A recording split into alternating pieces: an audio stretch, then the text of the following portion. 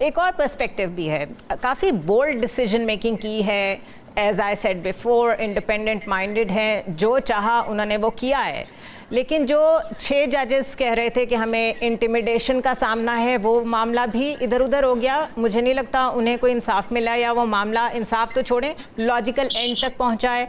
फिर अभी जो मखसूस नशिस्तों के मामले पे जाते जाते भी वो वजाहत के ऊपर एक इख्तलाफी नोट लिख के गए हैं, वो भी शो करता है उनका सर्टन साइड की तरफ tilt, and specially when it comes to PTI. तो ऐसे लगता है जिस तरह उनका एक माइंड था, फॉर और against I am not saying. उसको आप कैसे देखते हैं?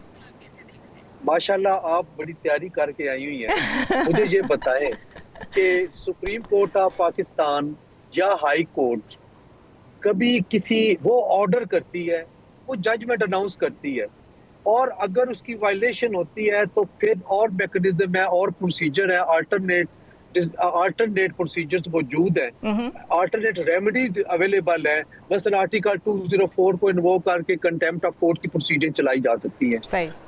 इससे पहले मुझे बताएं, आपने सुप्रीम कोर्ट ऑफ पाकिस्तान को अपनी किसी जजमेंट की इम्प्लीमेंटेशन के हवाले से वजाहत करने की जरूरत में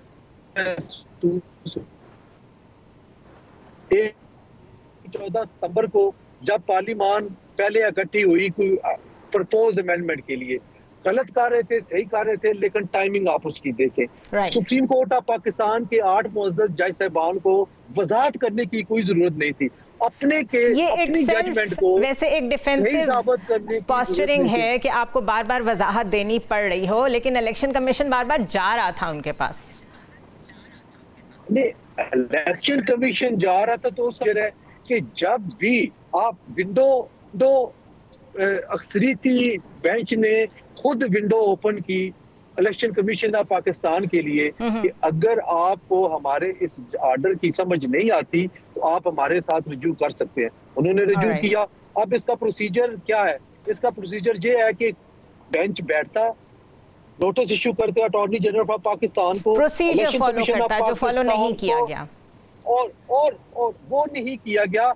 कभी आपने इस तरह एक या 2 वजाहतें हुई हैं, मुझे बताएं कौन सी सुप्रीम कोर्ट के किस बेंच ने किस केस में बार बार वजाहत जारी की? मुझे तो, मैं बतौर स्टूडेंट ऑफ लॉ, मुझे तो कहीं नजर नहीं आ रही इससे पहले कोई ऐसी कानून हो, कोई आईनी प्रोविजन हो, या फिर कोई ऐसी रवायत हो कि सुप्रीम कोर्ट ऑफ पाकिस्तान जैसी आला तरीन अदलिया अपने फैसलों वजाहतें दे। ये जो ओवर स्टेपिंग की बात की है जस्टिस मंसूर ने कि वो क्यों शिरकत नहीं कर रहे फुल कोर्ट रेफरेंस में, वो कहते हैं मैंने इसी वजह से साकिब निसार साहब की फुल कोर्ट रेफरेंस में भी शिरकत नहीं की थी, और डिवाइडेड हाउस ही ज्वाइन किया था काजी फायज ईसा ने। बहुत डिविसिवनेस थी जजेस में, और वैसा ही छोड़ के जा रहे हैं। आप कैसे देख रहे हैं इसको? देखें, इसमें तो कोई दूसरी राय नहीं है कि जस्टिस काजी फाइज साहब ने ये मनसब संभाला तो उस वक्त सुप्रीम कोर्ट ऑफ पाकिस्तान में ग्रुपिंग थी, और अभी जब छोड़ के जा रहे हैं तो वो ग्रुपिंग अभी भी मौजूद है, जो कि प्रैक्टिकली सामने आई कि कुछ जजेस ने उनके रेफरेंस का भी बाइकाट किया, और आज जो लंच डेजिग्नेट चीफ जस्टिस साहब ने दिया उसका भी बाइकाट किया, और वो 5 मुअज़्ज़ज़ जज साहबान है। अब देखना ये है कि क्या इस तरह काम चल सकता है। एग्जैक्टली मुमकिन नहीं है। इसलिए जो मौजूदा चीफ जस्टिस साहब हैं, जो और कल उन्होंने ओथ लेना है, जस्टिस जय आफरीदी साहब, उनको पहला जो काम करना पड़ेगा वो फुल कोर्ट मीटिंग बनानी पड़ेगी, और वो कैपेबल है इस हवाले से कि तमाम धड़े और तमाम जो जज साहबान हैं इनकी रिस्पेक्ट करते हैं, इनके अपने एटीट्यूड की वजह से, और थ्रू आउट इनका जो कैरियर है वो बड़ा अच्छा रहा है, और इस पे हमें पूरा यकीन है कि वो कामयाब हो जाएंगे। जहां तक आपका क्वेश्चन है कि काजी फाइज साहब ने क्या लेगेसी छोड़ी, मैं समझता हूं कि सबसे पहली जो उनकी थी कमाल था वो ये था कि प्रैक्टिस एंड प्रोसीजर एक्ट को उन्होंने एंडोर्स किया, फुल बेंच बनाया। सुप्रीम कोर्ट ऑफ पाकिस्तान के फुल बेंच ने प्रैक्टिस एक्ट, जो कि पार्लियामान की बनाई गई कानून था उसको एंडोर्स किया, और अपने इख्तियारात को 3 रुकनी कमेटी में तकसीम किया। ये बहुत कम होता है कि इससे पहले कभी किसी ऐसे मनसब पे फायज रहने वाले ने अपने इख्तियारात को इस तरह तकसीम किया, सरेंडर किया। दूसरी बात जो बड़ी अहम है कि इंटेग्रिटी के हवाले से इन पे कोई क्वेश्चन मार्क नहीं है।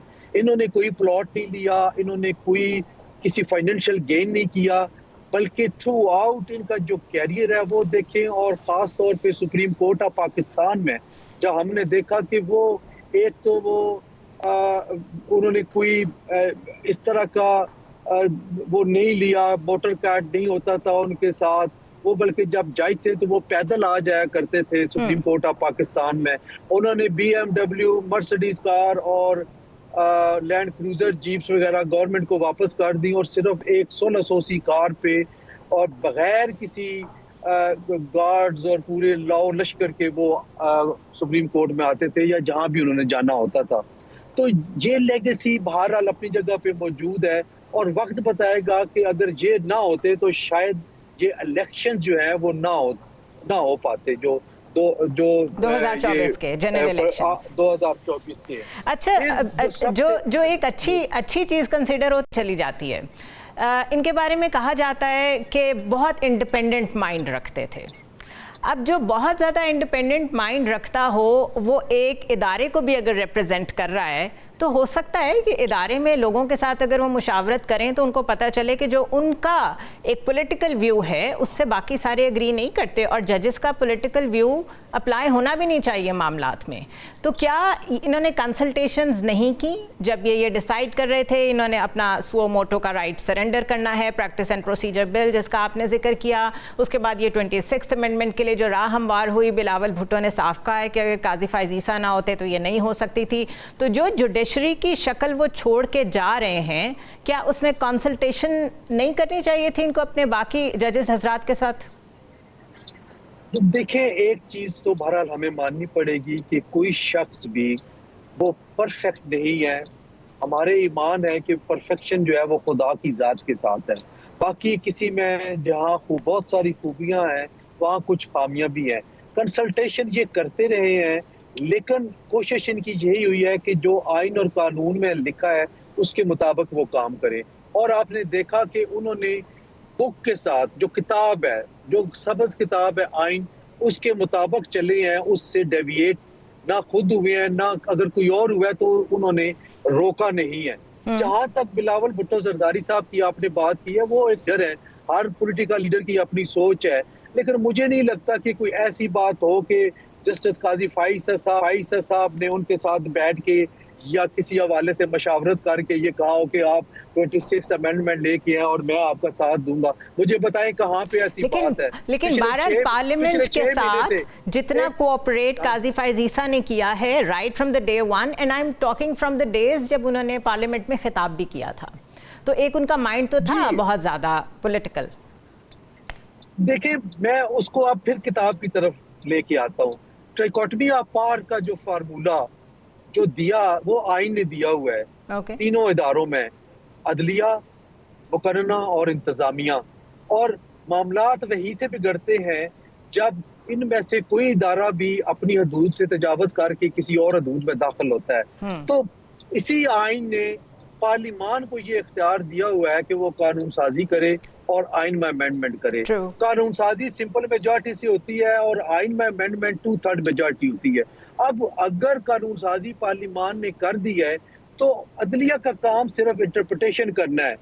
अदलिया का काम ना तो रीराइटिंग ऑफ द कॉन्स्टिट्यूशन है, एक कामा एक फुल स्टॉप भी नहीं ना ऐड कर सकते हैं ना डिलीट कर सकते हैं।